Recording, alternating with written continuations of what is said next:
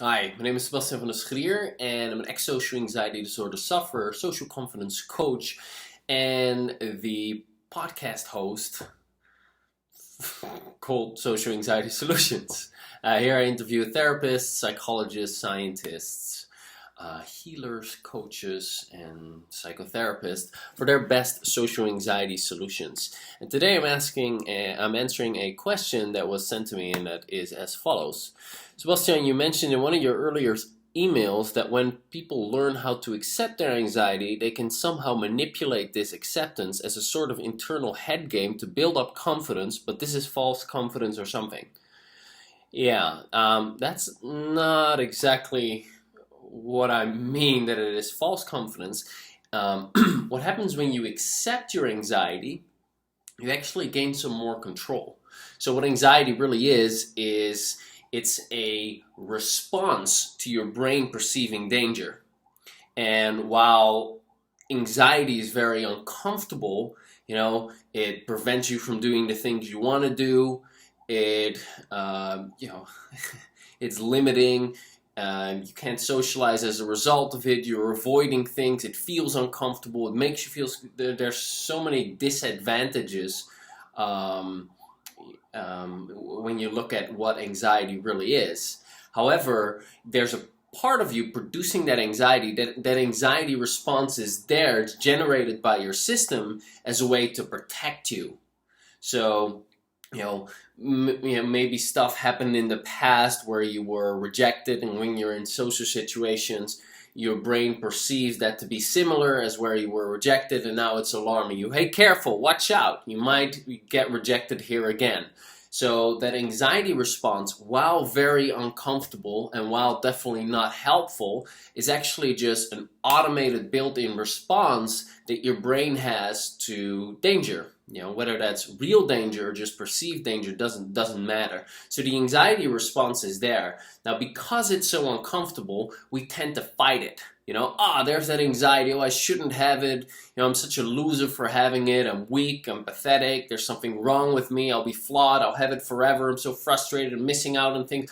Blah, blah, blah, blah, blah, blah, blah, blah. So we have all these feelings about the anxiety and all these judgments towards ourselves for having it. And that actually is like a negative feedback loop, which makes the anxiety worse. Because now, not only are you dealing with anxiety, but also on top of that, you're beating yourself up about it. And on top of that, you're judging yourself for it. Well, when you beat yourself up, you feel worse, less confidence. When you judge yourself to be a loser and weak and inferior and so on, less confidence. So now, your lack of acceptance actually makes that anxiety response worse. If you just had the anxiety response and you were neutral about it, in other words, you accept it, that gives you confidence, or rather, the lack of beating yourself up, the lack of judging yourself, it makes you feel better. You're more in control. So that's what I meant with, accepting your anxiety actually, brings you, not really confidence, but it stops you from beating yourself up. So now when you get to that place where you accept your anxiety, the anxiety comes up and it's like, it's not that you like it, but now you no longer beat yourself up and you no longer judge yourself for it. So you're not adding to it. Because also what tends to happen is the anxiety symptoms themselves that we notice. Oh, my heart is racing, my mind is blanking, there's a lump in my throat, there's tightness in my stomach, I feel this knot in my solar plexus, I can't fully breathe, my hands are sweating. Like the social anxiety symptoms themselves, they start to become a trigger for an even stronger anxiety response. So you notice the slightest anxiety or the slightest heart breathing is like, there it's going again, and that then triggers an even stronger fight, flight, freeze response, which puts you in that which puts you in worse anxiety. And you can work with that. So what I was really referring to, or at least what I think you mentioned that I was referring to, is that you want to clear all of those reactions you have, all those judgments you have to the anxiety happening. And that happens when you understand what anxiety really is, and you use tapping or other energy psychology techniques to get to that place where you're, all right, I get triggered. I know that I'm getting triggered. It doesn't mean anything about me. It doesn't mean that I'm a bad person. It doesn't mean that I'm weak. It doesn't mean that I'm pathetic.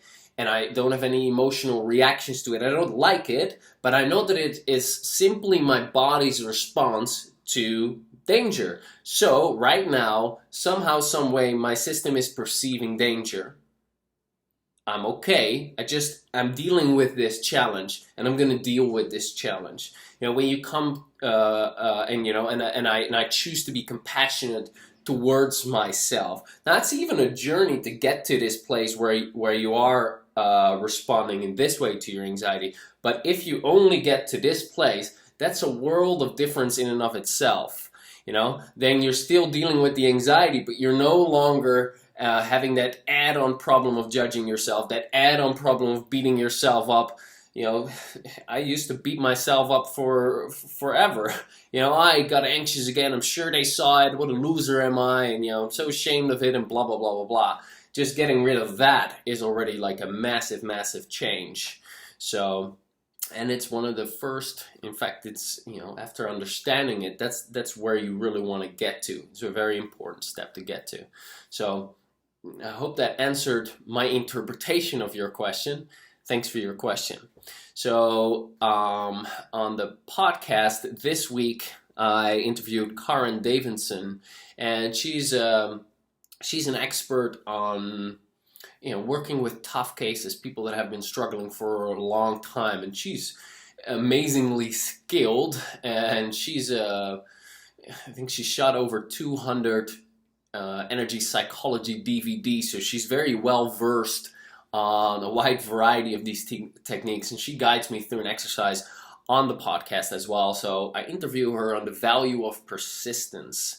So you can check that out by going to the link under this video. All right. Hope that was helpful for you. Check out the podcast, and I'll talk to you next week again. Bye for now.